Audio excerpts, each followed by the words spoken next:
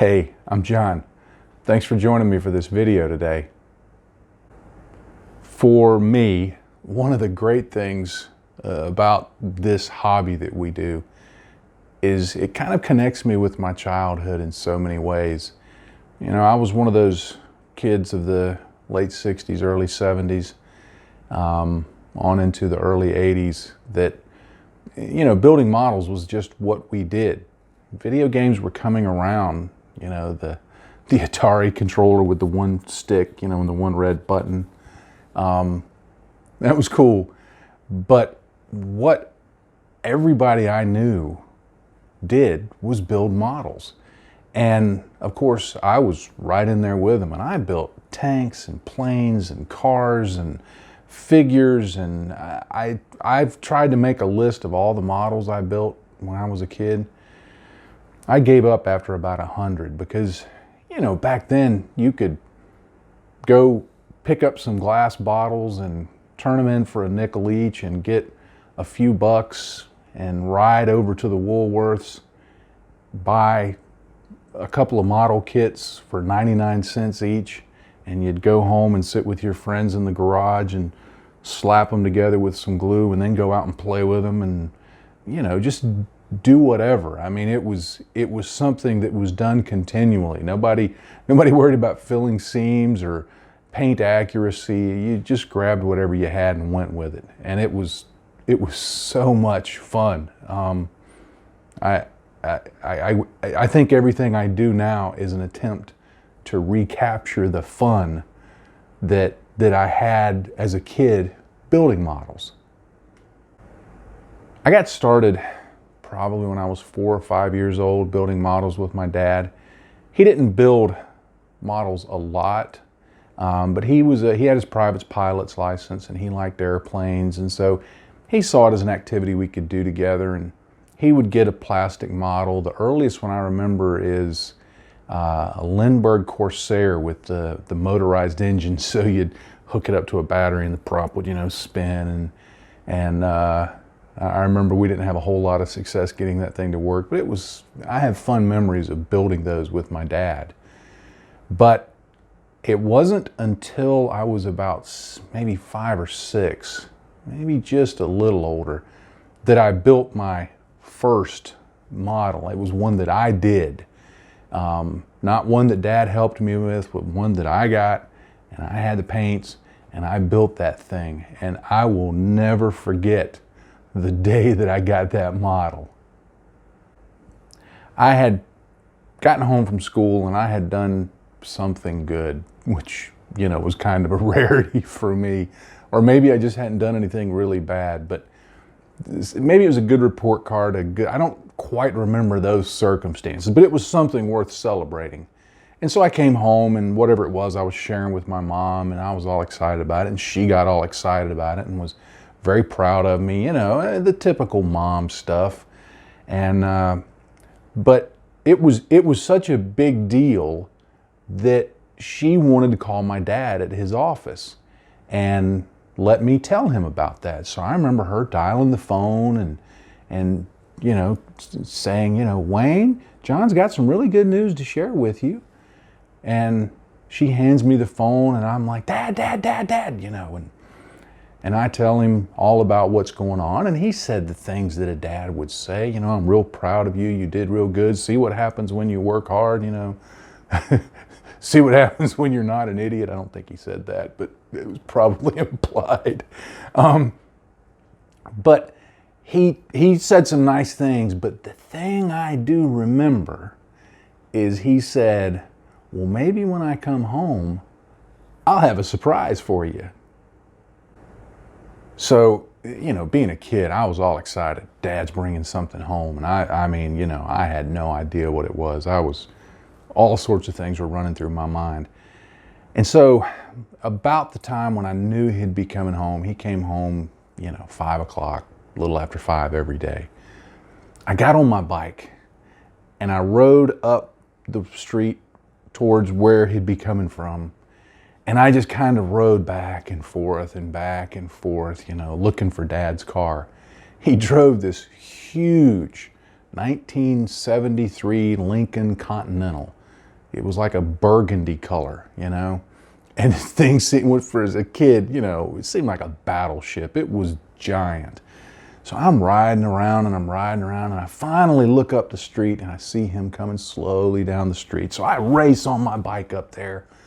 I'm all excited, you know, and I kind of went up one side and went around behind him and came back around on the passenger side. And I'm riding along and he's riding along, and I'm looking at him, and he kind of hunched down behind the wheel like we're racing, you know, and he didn't drive any faster, but I'm pedaling harder, you know, so I could get ahead of him. And I go racing ahead and pull my bike up into the yard, jump off the bike, let it just go crashing into the bushes. And Dad gets up in the driveway and he gets to a stop. And then he just sits there.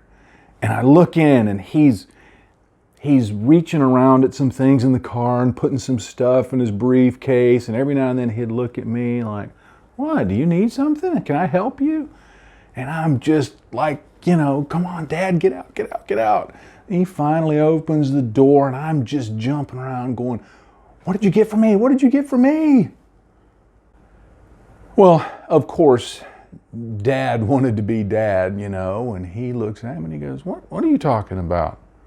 I'm supposed to have something for you? I don't recall that. Did we discuss that?" And of course, I'm just jumping around. I'm like, "Yes, you said when you got home you might have a surprise for me." And he said, "Well, I said might. I might." Well, he gets out of the car, and as he's getting out, I can see he's holding something behind his back. And so I'm like, oh, it's just torture, you know. And I'm like, "Dad, what's behind your back? What's behind your back?" And he's like, "Whoa, what are you talking about? What are you talking about?" And he stretches this out for maybe another minute, and it's about to drive me bonkers. Well, he finally pulls it out from behind his back, and he does this.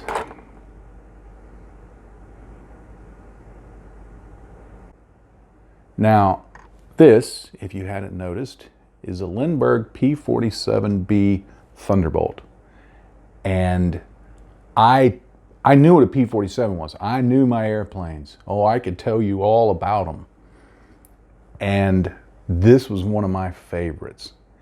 And Dad handed it to me, and of course I'm just jumping around going nuts, because he said, "This is an airplane you can build by yourself. You can do it." And so I just grabbed it, you know, thankful kid that I was. I just grabbed it and ran inside. You know, Dad brings something home, and the first thing I want to do is go show Mom. But I took it inside, and I was looking at this picture. And I don't know if you can quite see it, but it's got this P-47 flying away, and there's bullet holes in it, and there's explosions, and, you know, for a kid, this is just the coolest thing ever. So I run inside, and I'm showing my mom, and she's all excited for me, you know, and gives me a big hug and tells me how proud she is of whatever it was I did. And Dad comes in, and he's telling me the same thing and encouraging me, you know. The boiled down version, even though he didn't phrase it this way, was just do what you're told and don't be an idiot. Because now that I'm a dad, I know that's probably the condensed version that was between the lines. But I had this kit, and I loved this kit. Well, of course, I went back to my room and started building the thing, ripped it out of the box. And, you know, if you've ever built a Lindberg kit from back then, it wasn't, by today's standards, it was horrible. There were raised rivets all over, and it didn't fit that well, and there wasn't much detail. I didn't care.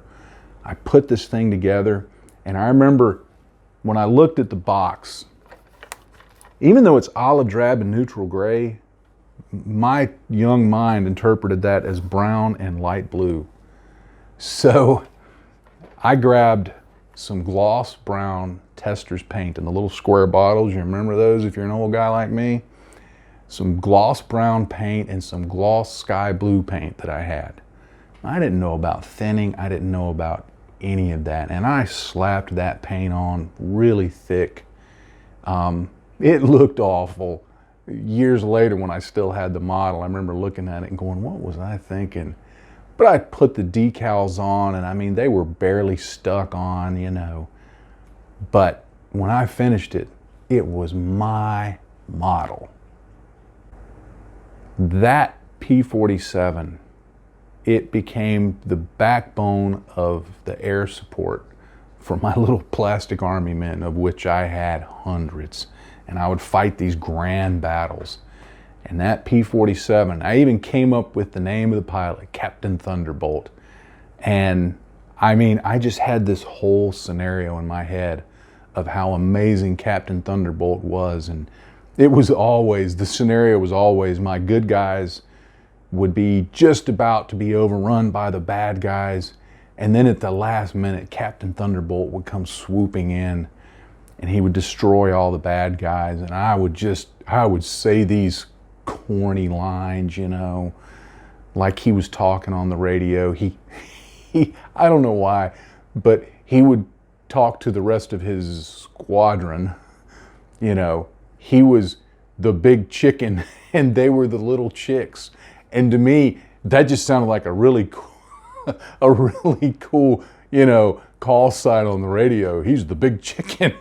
And I look back and I'm like, idiot. But it was so much fun. And that's the point. The thing I constantly try to remind myself of is that the way I built models then, the excitement I felt when Dad brought home Captain Thunderbolt, I think that's what the hobby really is. I mean, I'm not saying there's anything wrong with contests and doing your best and learning new things and trying techniques and, you know, all of the advanced things we do. But I think for me, and when I observe a whole lot of the modeling world, when we get too far beyond that notion of this is just fun, then things start going, to quote a friend of mine, loppy-jawed. They just start going wrong. And that's when you start getting this snarkiness that you see on social media and people saying, I can't finish this model because I can't get this perfect color of whatever it is. And we lose sight that it's all about the fun. Like I say over and over in so many of my videos, if you're not having fun, you're doing it wrong.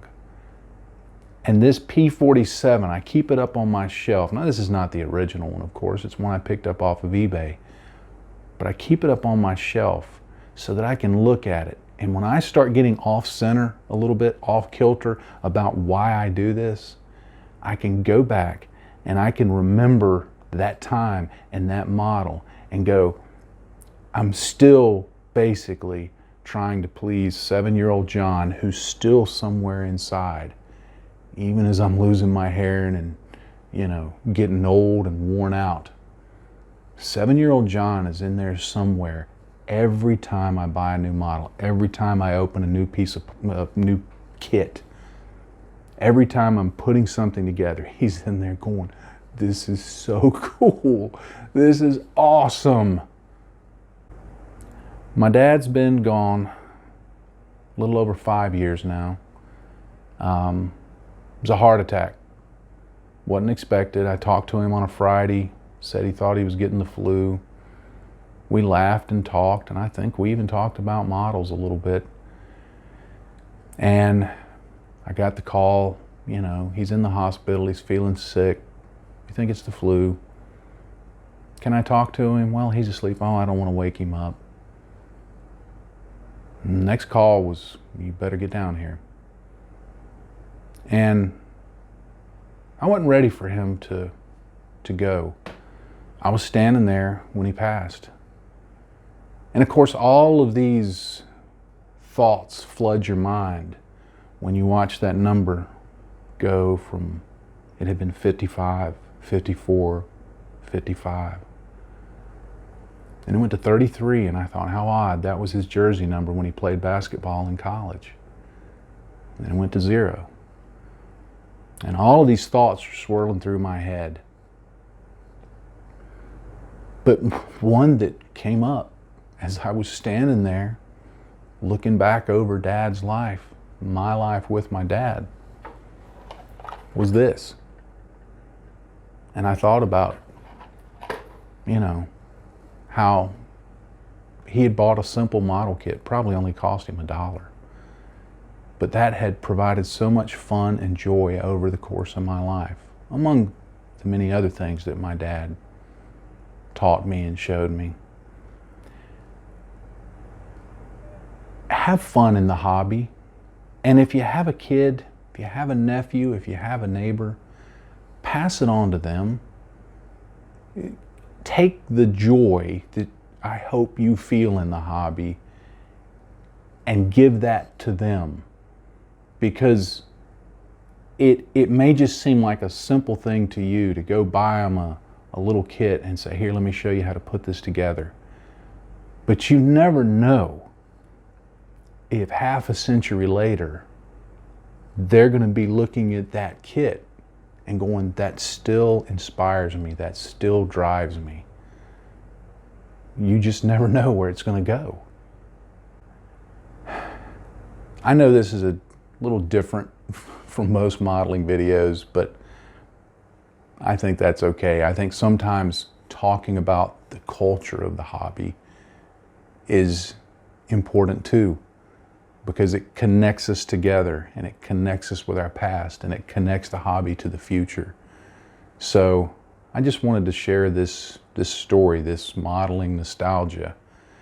And I want to thank everybody who watches my stuff, follows me on social media, subscribes right down there to this channel, follows the blog, encourages me, sends me nice notes. That really means a lot to me.